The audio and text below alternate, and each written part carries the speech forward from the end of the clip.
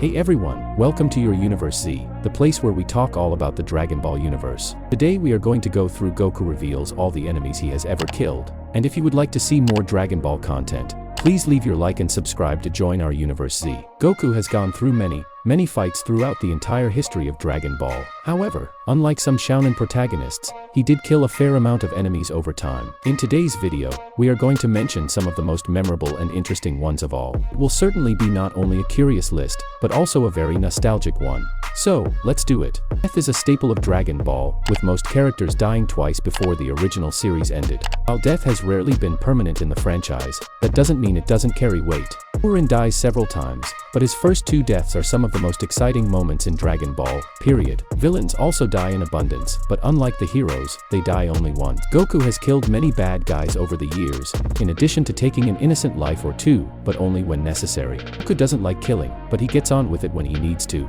and being Dragon Ball, he often does.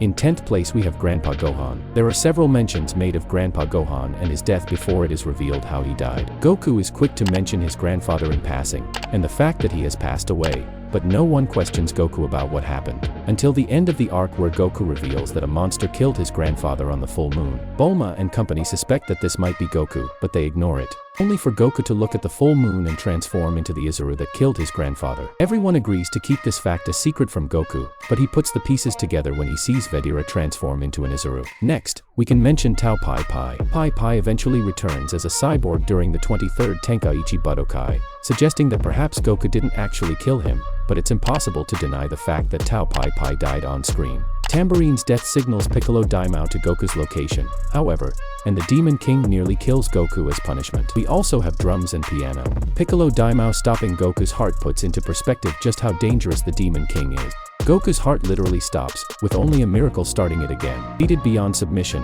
Goku begs Yajirobe to take him to Karin Tower in hopes of getting some tips on how to defeat Piccolo. By drinking divine poison and revealing his innate limits, Goku gains a power boost that puts him on equal footing with Piccolo Daimao. Before he can defeat the Demon King, however, drum and piano stand in his way.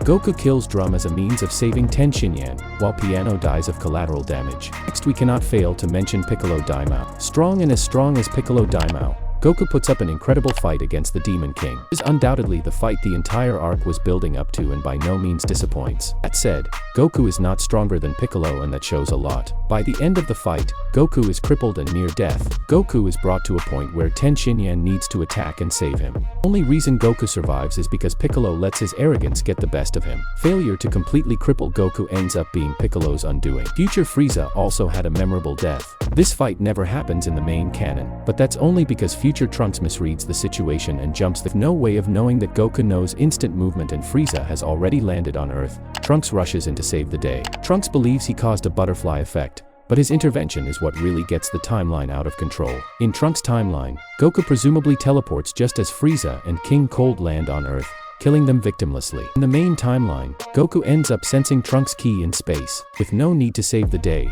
Goku sits back and enjoys his ride home. The logistics of Tao Pai Pai's return really don't matter, because it is his death that stands out. Just as Tao Pai Pai was the first character to genuinely threaten Goku's life, he is the first life Goku ends up having on screen. Kicking Tao Pai Pai's grenade back at him, the assassin is blown to smithereens and Goku rushes to dismantle the Red Ribbon Army piece by piece. Then we have the Red Ribbon Army. Goku's attack on the Red Ribbon Army is nothing short of amazing and a highlight of the arc. Never again does he take such a reckless approach to life, killing soldier after soldier. But they are still soldiers working for the worst military on the planet. At this point, they have earned Goku's ire. Also worth noting are the Red Ribbon officers that Goku could have killed for the circumstances: Murasaki, White, Yellow. The Red Ribbon Army arc is Goku at his most violent, but it is not undeserved. That's really the nature of the narrative when an evil army is at the center of the plot. Next, we also have Helper Black. Adjutant Black in no way finds Commander Red gathering the dragon spheres to wish to be louder and more humorous. For Black, the Red Ribbon Army was a source of pride. While Red and Black are not as present as characters,